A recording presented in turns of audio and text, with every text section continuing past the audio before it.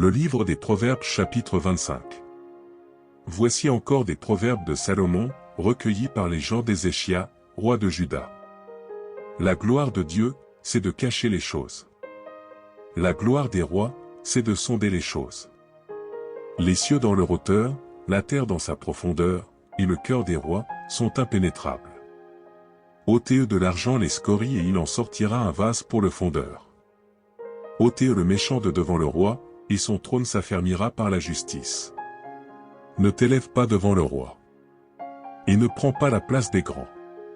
Car il vaut mieux qu'on te dise, monte ici. Que si l'on t'abaisse devant le prince que tes yeux voient. Ne te hâte pas d'entrer en contestation.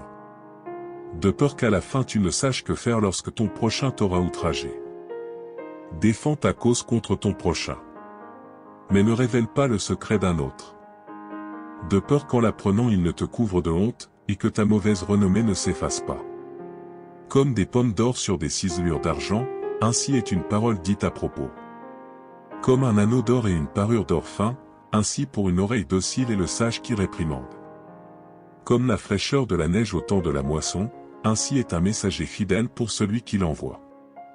Il restaure l'âme de son maître.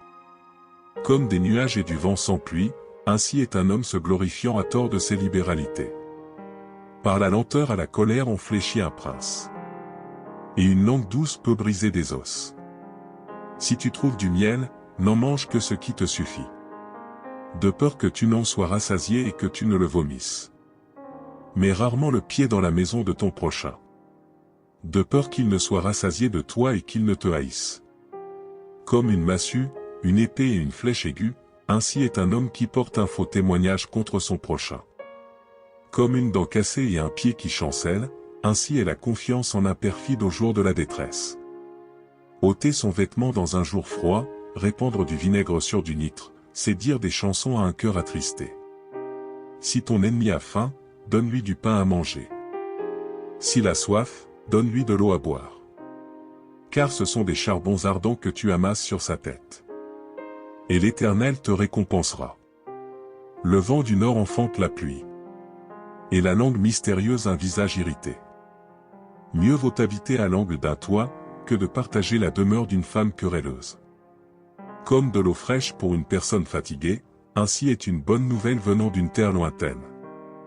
Comme une fontaine troublée et une source corrompue, ainsi est le juste qui chancelle devant le méchant.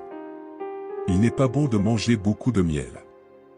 Mais rechercher la gloire des autres est un honneur. Comme une ville forcée et sans muraille, ainsi est l'homme qui n'est pas maître de lui-même.